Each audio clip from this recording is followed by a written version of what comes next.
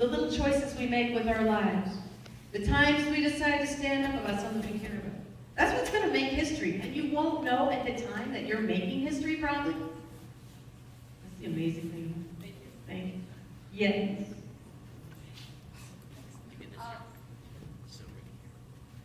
So I'm Emmy, and I was just wondering that you said that other kids at like high school were being harassed for what they were standing up for. Did you have any people that were against you standing up for your rights and your beliefs? Well, poor Chris, he really got hassled over at the high school, at Roosevelt High School, but I really didn't get much at Harding. One of the teachers kind of made fun of me a little bit, but mostly it was people from the community, adults, who bullied us, if there was bullying, which there was. For example, some people threw red paint at our house. Some people called our house on Christmas Eve, because this all happened right around Christmas in 1965. They called our house on Christmas Eve and threatened to bomb the house. Like, your house is going to be bombed by morning. Oh yeah, Merry Christmas! Then when I was going off to school a couple weeks later in January, we went back to school without armbands. Well, then we wore all black clothes. Yeah, see the creativity of the kids. We wore all black clothes for the rest of the year. Because we said, they can't tell us to take our clothes off. And so, as I was going out to school one day, someone calls and they're like, is this Mary Beth Tinker? I said, yes. She said, I'm going to kill you. I said, these people are crazy. They did stuff like send us this postcard. Oh yeah, here's one of my favorites. It's so artistic. Can you guys see it? It says like, what's the message there? It's kind of clear. I hate you. Hate. What's that red thing? Communists. They always said we were communists. I never quite got why they always said, well, I did learn later why they called us communists. My mother always said, what did my mother say? We're not communists, we're Methodists. Why can't they get that straight?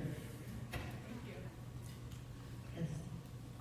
How did you deal with being threatened, and what drove you to continue moving to You know how I dealt with it? I was so lucky. I had these strong, brave parents who had risked their lives to stand up for what they believed in. And they had given us these examples of others, too. Like Fannie Lou Hamer down in Mississippi. They told us about her and how she had been beaten. She was this sharecropper. This older black woman. And they told us these stories about kids through history. And that was my example. I think that's how I dealt with it. Because I kept thinking, this is nothing compared to what some of these people have dealt with. Like getting dogs put on you, that would really be scary. Hi, I'm Ariel. I was just wondering, how did it feel to be in court at such a young age?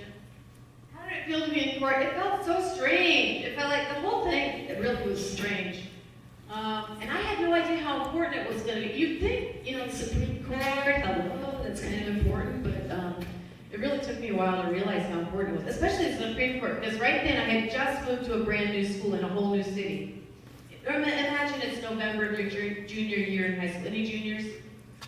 Okay, how would you like to just move right now to a brand new city, a brand new school? You know no one.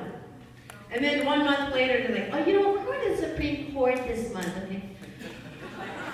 Yeah. So when I got there, I barely remember it. I think I was thinking more about who I was going to be friends with in algebra class and whether I could finally stop eating my lunch in the bathroom. I'm so shy. Anyway. Hi, I'm Becca. I was just wondering, when was it that made you realize you were doing the right thing?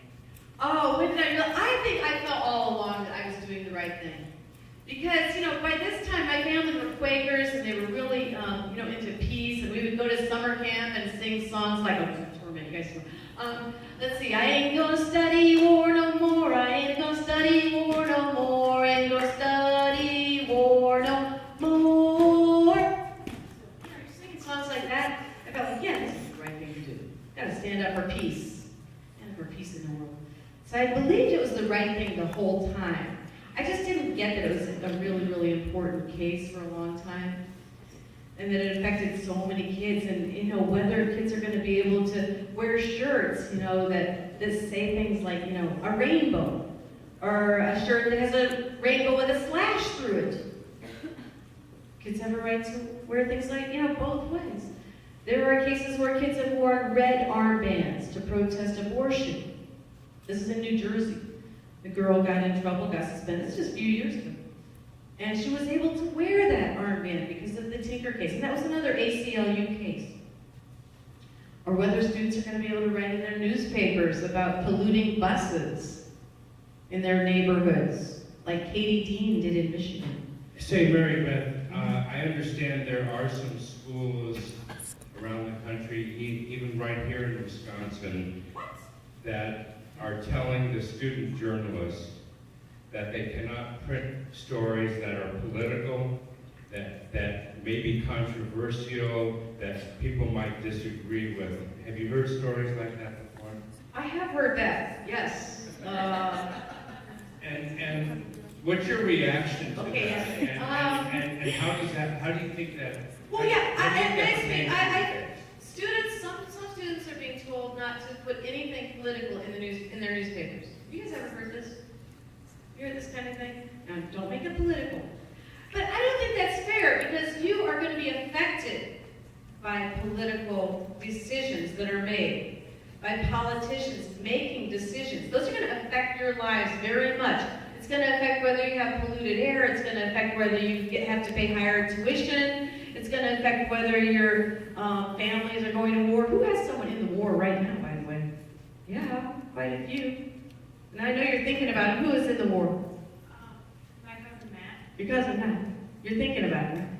We're all thinking about these people. So I say, that's not right. That's not fair. In democracy, the ones who are affected by the decisions are supposed to have a say in the decisions. And I think that should go for kids too. What do you guys think? Right. Really, I think the voting age should be lowered myself. We have about 3 more minutes.